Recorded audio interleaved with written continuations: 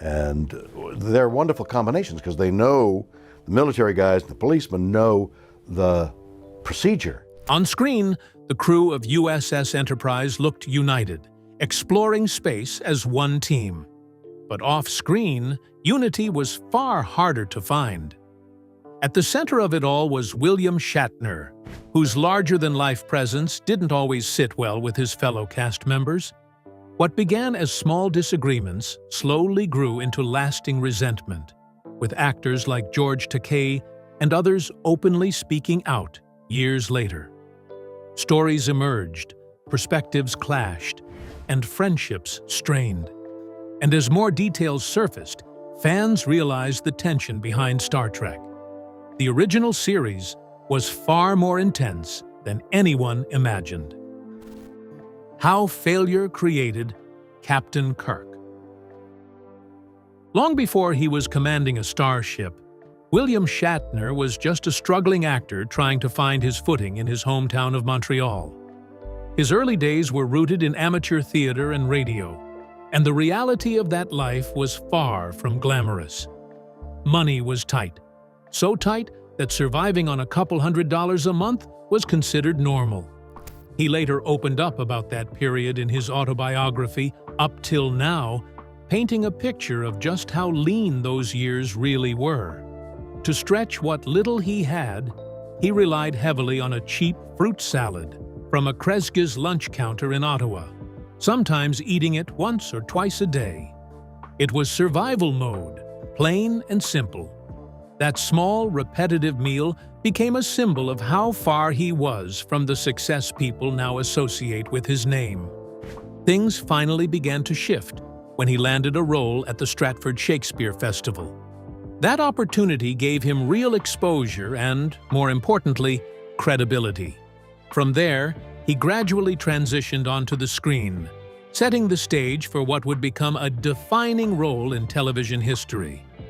What's surprising is that when Star Trek was first coming together, Shatner wasn't even the studio's top choice. The original pilot, titled The Cage, didn't feature Captain James T. Kirk at all. Instead, the lead was Captain Christopher Pike, played by Jeffrey Hunter. But when executives at NBC reviewed it, they weren't convinced. The pilot was rejected, forcing creator Gene Roddenberry to completely rethink the direction of the show. Behind the scenes, there were also tensions surrounding Hunter's involvement. According to Shatner's later reflections in Star Trek Memories, interference from Hunter's personal life didn't sit well with the production team. Combined with network demands for major changes, Roddenberry made a bold decision: replace Pike entirely and build the show around a new captain, James T. Kirk. Even then, Shatner still wasn't the first pick. Jack Lord was initially favored for the role, but negotiations fell apart when he pushed for creative control and a share of the profits. The studio wasn't willing to make that deal, so they turned to Shatner. He fit the role, came at a lower cost, and ultimately became the face of the franchise. Roddenberry reshaped the series with a stronger focus on action and energy, developing episodes like Where No Man Has Gone Before, The Omega Glory, and Mud's Women. When Shatner stepped in, he brought something subtle but crucial: a lighter, more human touch to the character dynamics. He recognized that a crew on a long mission shouldn't feel stiff or distant. They needed chemistry. That shift helped transform the show from a rejected concept into something audiences could connect with.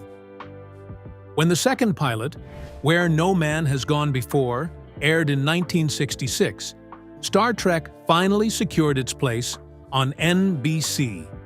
Over the next 3 years, it presented a vision of the future that felt both bold and hopeful.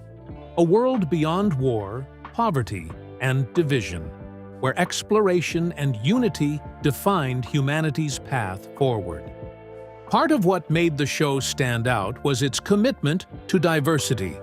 Nichelle Nichols played Uhura, a black woman in a position of authority on the bridge of the Enterprise, which was groundbreaking for the time.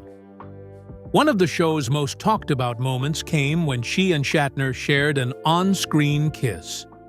While the scene had a science fiction explanation within the story, its cultural impact was undeniable. There were concerns from the network about how audiences, especially in more segregated parts of the country, would react. An alternate version of the scene was even attempted, one that would obscure the kiss. But Shatner and Nichols reportedly made sure those safer takes wouldn't be usable, ensuring the moment aired as intended. It became one of television's defining milestones, regardless of ongoing debates about whether it was technically the first interracial kiss on screen. Despite its influence, Star Trek struggled with ratings during its original run. Its mix of science fiction, philosophy, and social commentary was ahead of its time, and not always easy for mainstream audiences to latch onto. The network kept shifting its time slot, eventually placing it on Friday nights at 10 p.m., a slot widely seen as a dead zone for viewership. By 1969, the show was canceled. For Shatner, the end of the series marked a difficult chapter. While he continued to pick up guest roles on shows like Mission Impossible and Hawaii Five-0, his financial situation took a serious hit. At the time, reruns and syndication weren't yet the industry standard, and actors weren't guaranteed residual payments. The idea that Star Trek would one day become a global phenomenon simply didn't exist yet. In the early 1970s, Shatner found himself in a situation that felt almost unbelievable given his fame. He was broke, recently divorced, and at one point, living out of a truck near Los Angeles. It wasn't a symbolic struggle. It was real. He converted the back of his pickup into a makeshift living space, complete with basic necessities, and traveled from job to job with his dog by his side. He later described that period as rocky, though that barely captures how uncertain things really were. Still, much like the character that would eventually define his legacy, Shatner pushed through. And just when it seemed like Star Trek had quietly faded away, something unexpected happened. Even after its cancellation, the show refused to disappear. Through syndication, it kept popping up on television screens again and again, slowly building a loyal and passionate fan base. What started as a short-lived series was turning into something much bigger. By the early 1970s, that growing audience was impossible to ignore, and it opened the door for William Shatner to step back into the role that made him famous, this time lending his voice to Star Trek, the animated series. The animated series didn't run long, just 22 episodes, but its impact was bigger than its episode count suggests. It brought back much of the original cast, gave fans fresh stories, and most importantly, proved that the demand for Star Trek hadn't gone anywhere. Behind it all, Gene Roddenberry remained determined. He wasn't ready to let the franchise fade, and he kept pushing forward. That persistence paid off. By 1979, Roddenberry succeeded in bringing the crew back to the big screen with Star Trek, the motion picture. For Shatner, it marked a full-circle moment, a return not just to Captain Kirk, but to a version of the story that finally had the scale and recognition it always deserved. The film performed strongly at the box office, and that success changed everything. What started as a canceled TV show suddenly became a full-fledged film franchise. Throughout the 1980s, a series of sequels followed, each one bigger than the last. And with that growth came a dramatic shift in Shatner's fortunes. During the original run, he had been earning around $5,000 per episode. Now, he was commanding millions per film. It was a complete turnaround. The same actor who had once struggled to make ends meet was now at the center of a global phenomenon, proving that Star Trek's real story didn't end with Cancellation. It was only just getting started. Shatner's most controversial era begins. By the 1980s, once the Star Trek films started dominating at the box office, Paramount knew they were sitting on something bigger than just a movie franchise.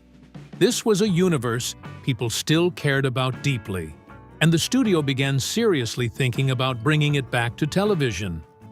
But there was a problem nobody could ignore. Rebooting something this iconic had never really been done before, and behind the scenes, there was a lot of hesitation. Nobody wanted to be the one who got it wrong. So when Star Trek: The Next Generation was announced in late 1986, it didn't feel like a celebration. It felt like a risk. And not everyone was ready to take that leap, especially the fans. For many of them, Star Trek without Kirk, Spock, and McCoy didn't even make sense. It felt like trying to replace lightning in a bottle. Even William Shatner, the face of the franchise, wasn't exactly thrilled. Instead of calming things down, he went public with his doubts, questioning whether the studio was stretching the name too far and risking the quality fans had come to expect. It only made the tension worse. At that point, the idea of a new crew stepping onto the Enterprise felt less like evolution and more like betrayal. But time has a way of flipping narratives. Once The Next Generation actually hit the air and proved itself, becoming a massive success in its own right, the noise started to fade. Eventually, even Shatner came around, sharing the screen with the new cast years later in Star Trek: Generations. What once felt impossible suddenly became part of the same legacy. Still, if 1986 was a turning point for the franchise, it was also the year Shatner had one of the most awkward moments of his career. While guest hosting Saturday Night Live, he stepped into a sketch that would follow him for decades. At the time, Star Trek fandom wasn't what it is today. It wasn't mainstream, it was seen as niche, even a little strange to outsiders. The sketch was simple on paper. Shatner would play himself showing up at a Star Trek convention, meeting fans who were deeply, intensely invested in the show. And he leaned all the way in. The performance was sharp, exaggerated, and clearly meant as satire. The audience in the studio loved it, but the fans it was poking at? That reaction was a lot more complicated. Before the sketch even really got going, the tone was already set. The title alone signaled where things were headed. Then Shatner's character stepped out and started firing off questions, mocking the intensity of the fans, even going as far as telling them to get a life. To some viewers, it was hilarious. To others, it felt like a line had been crossed. Decades later, the reaction is still split. Some fans look back on it as a classic piece of comedy, a moment where Star Trek showed it could laugh at itself. Others never really got past the sting of it. Rod Roddenberry, the son of Gene Roddenberry, was firmly in that second group. He saw the sketch as disrespectful, arguing that the character of Kirk stood for curiosity, empathy, and open-mindedness, not ridicule. When his opinion went public, it reignited the debate all over again. And Shatner's response? Completely on brand. Instead of backing down, he embraced the controversy and even turned the phrase into the title of his memoir, Get a Life. It was his way of owning the moment, whether people liked it or not. Not long after, the focus shifted back to the films, but the behind-the-scenes tension didn't exactly disappear. By the time Star Trek V, The Final Frontier went into production in 1989, things were already starting to feel off. This time, Shatner wasn't just starring, he was directing. The story itself raised eyebrows from the start. Instead of exploring new civilizations, the crew was chasing something far more abstract: the idea of God. Producer Harve Bennett, who had helped guide the franchise through some of its biggest successes, wasn't convinced. To him, the concept felt fundamentally flawed. He was blunt about it. In his view, a story like that boxed itself in from the beginning. Audiences already knew the crew wasn't going to literally find the creator of the universe, which made the entire journey feel predictable. No matter how it was executed, the premise itself was working against the film. Bennett tried to push back early on, but Shatner had a clear vision and a lot of influence. After enough back and forth, Bennett eventually gave in, deciding that if this was the direction they were going, the only option was to make the best version of it possible. The result was a film that, while ambitious, struggled to find its footing. Bennett later described it as a project weighed down by its own foundation. In his mind, no amount of spectacle could fix a story that didn't fully work at its core. Financially, the movie wasn't a disaster. It brought in around $70 million against a $30 million budget. But, for a franchise that had been running on major success, that performance felt underwhelming. It was enough to make the studio rethink things. When the next film, The Undiscovered Country, came around in 1991, the decision was clear. Direction went back to Nicholas Meyer, the man who had already proven he knew how to steer the Enterprise in the right direction. Why the Star Trek cast utterly hated William Shatner. Behind the scenes of the original Star Trek series, there was a tension that fans would only fully understand years later. It's one of those Hollywood truths that never really stayed hidden for long. William Shatner, sitting firmly at the top of the call sheet, carried himself like the undeniable lead, and he made sure everyone else felt that hierarchy. On set, that confidence sometimes crossed into something more competitive. There were stories of him shifting lines in his favor, pushing for more screen presence, even clashing with directors over how he was framed in a shot. For Shatner, Captain Kirk wasn't just a role, it was the center of the show. But then something unexpected happened. Leonard Nimoy's Spock started to take on a life of his own. When the show premiered in 1966, it didn't take long for the audience to latch onto the calm, mysterious Vulcan. Within weeks, fan mail began pouring in, and a clear pattern emerged. The letters weren't just for the charming, heroic captain. They were overwhelmingly for Spock. The character's logic, restraint, and quiet intensity struck a chord that nobody had fully predicted. For Shatner, that shift was hard to ignore. From his perspective, everything about the structure of the show pointed to Kirk as the natural focal point. He had the most lines, the central story arcs, the big heroic moments. Yet somehow, the spotlight was drifting elsewhere. That's where the rivalry really began to take shape. What makes it more interesting is that the two men hadn't started out as rivals at all. Years earlier, they had crossed paths on an episode of The Man from UNCLE, which meant there was already a level of familiarity when they both stepped onto the Enterprise. In those early days of Star Trek, that shared history actually helped create a sense of ease between them. Their paths into the show, though, couldn't have been more different. Nimoy had been there from the very beginning, playing Spock in the original pilot, The Cage. When the network rejected that version and ordered a second attempt, he was one of the few elements that stayed. The production, however, needed a new captain, and that's where Shatner came in, bringing with him a growing reputation from appearances on shows like Gunsmoke and The Twilight Zone. At first, the dynamic worked, but as Spock's popularity exploded, the balance started to shift, and so did the relationship. The tension wasn't always serious, though.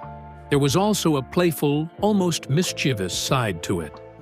Shatner had a reputation for pranking his co-stars, and Nimoy often found himself on the receiving end. One of the more memorable stories involved Nimoy's bicycle, which he used to get around the studio lot, only for it to mysteriously disappear from time to time, thanks to Shatner. Over time, something surprising happened. The rivalry softened. The two actors, who had once been quietly competing for attention, began to understand each other better. Eventually, they even joined forces to negotiate equal pay, a move that showed just how far things had come. When the original series ended in 1969, the cast went their separate ways, chasing new opportunities. But as Star Trek grew into a cultural phenomenon throughout the 1970s, conventions and fan events kept bringing them back together.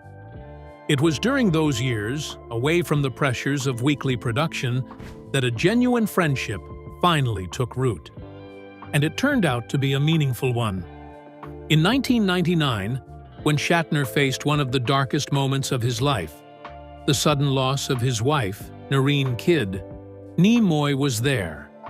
Not as a co-star or colleague, but as someone offering real support. By that point, their connection had moved far beyond the set. Shatner and Noreen had married in 1996, with Nimoy standing beside him as best man, a quiet symbol of how strong that bond had become. But the years that followed were marked by struggle. Noreen had been battling alcoholism, a fight that deeply affected their marriage. When she died, the circumstances were tragic. She was found in the family pool, and the investigation later concluded it was an accident. Her blood alcohol level was extremely high, and she had also taken medication. The injuries suggested she had dived in, struck her neck, and lost consciousness before drowning.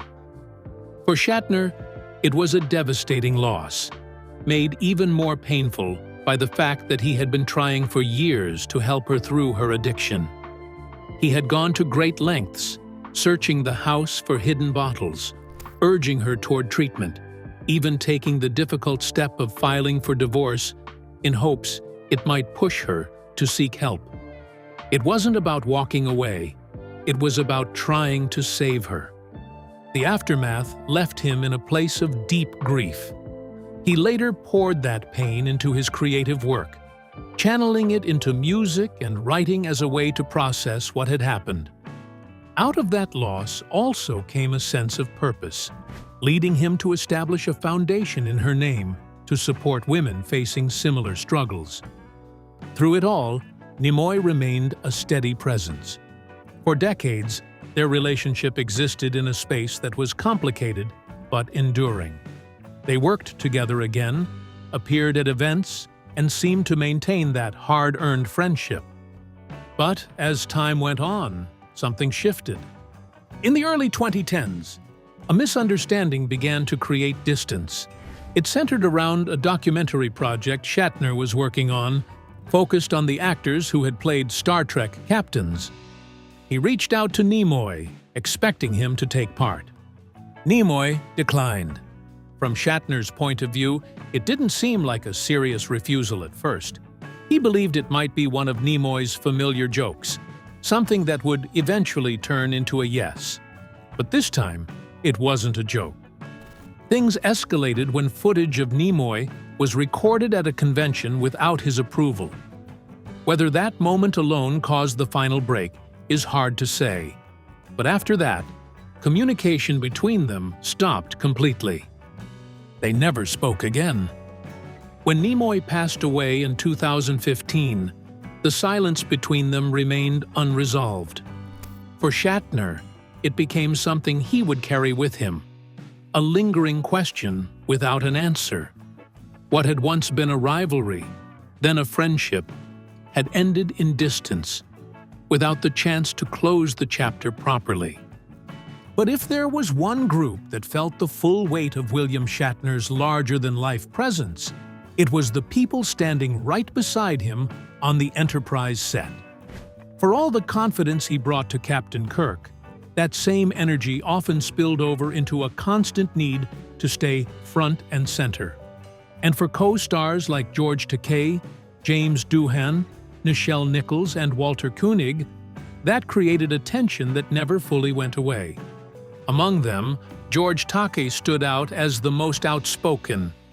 Over the years, he's been very clear about how he experienced those early days, often describing Shatner's behavior as difficult and, at times, openly competitive. And while their feud still makes headlines today, it's not something that suddenly appeared later in life. It traces all the way back to the original series in the 1960s. One story from that era captures the dynamic perfectly. During the height of the show's early popularity, Leonard Nimoy's Spock was quickly becoming the breakout star. Fan mail was pouring in, and media attention was starting to follow. One morning, a photographer arrived on set to document Nimoy's makeup process for a TV guide feature, a moment that should have been routine. But it didn't stay that way for long. According to Takei, once Shatner realized the spotlight was shifting, he stepped in and used a clause in his contract to have the photographer removed from the set. Production came to a standstill. Cast and crew were left waiting as hours slipped by, all because of a dispute over attention. Eventually, the photographer was allowed back in, but by then, half the day had already been lost. It was a small moment on paper, but one that spoke volumes about the atmosphere behind the scenes. And even as the franchise moved from television to the big screen, that underlying friction didn't disappear. If anything, it followed them into the film era. During the production of Star Trek II, The Wrath of Khan in 1982, an incident unfolded that would later become another flashpoint in the ongoing tension between Shatner and Takei. A fire broke out on set, creating a chaotic and potentially dangerous situation. What happened next depends entirely on who is telling the story. From Shatner's perspective, it was a moment of instinct and action. He described stepping in while waiting for emergency crews, grabbing a hose, and doing what he could to control the flames. In his version, it was a quick, decisive move that helped limit the damage. Takei, however, remembers it very differently. In his account, the moment wasn't about heroism, but presentation. He claimed Shatner wasn't even present when the fire started and was only brought in afterward, guided by publicity staff to the scene. From that point of view, the image of him fighting the fire felt less like a spontaneous act and more like something staged for attention. By the time the 1990s rolled around, whatever restraint once existed between the two had completely faded. Both men began telling their sides of the story in print, opening a window into years of unresolved tension. In his memoir, Star Trek Memories, Shatner looked back on a moment from the original series, specifically during the filming of the episode The Naked Time. It was a physically demanding scene involving a sword fight, and Shatner claimed he was injured during the sequence. What stood out wasn't just the injury itself, but the suggestion that it may not have been entirely accidental. Takei didn't let that narrative go unanswered. In his own autobiography, To the Stars, he pushed back, offering a very different interpretation of their working relationship. He described an environment where Shatner often kept his distance from the rest of the cast, at times acting as though he barely knew them. He also recalled moments where filming would slow down because of repeated attempts to adjust scenes in ways that kept the focus on Kirk.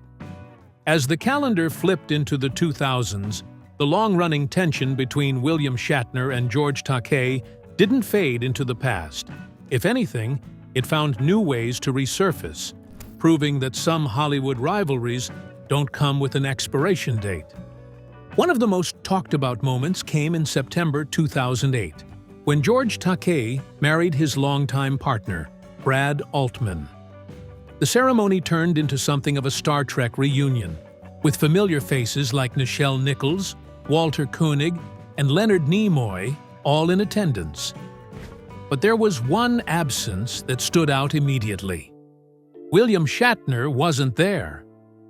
Not long after the wedding, Shatner went public with his side of the story, insisting he had never received an invitation in the first place.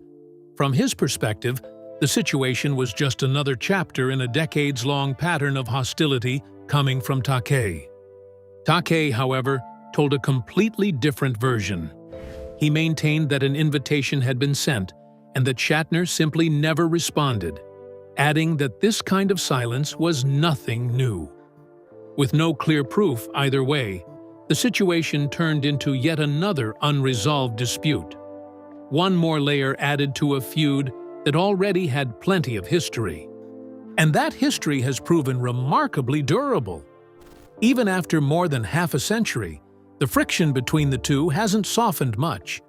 In recent years, Shatner has openly questioned why the conflict still lingers, suggesting that some of his former co-stars have kept it alive for attention. He has expressed frustration at the idea that tensions from the 1960s are still being revisited decades later, viewing it as something that should have been left behind long ago. Takei, for his part, hasn't shown much interest in letting those comments slide. While he's sometimes brushed off the situation as exhausting, he has also been direct in his assessment of their shared past.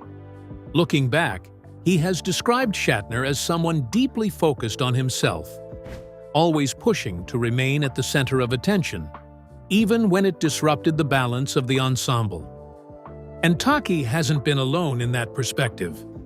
Over the years, other members of the original cast have offered their own reflections, painting a broader picture of what it was like to work alongside Shatner.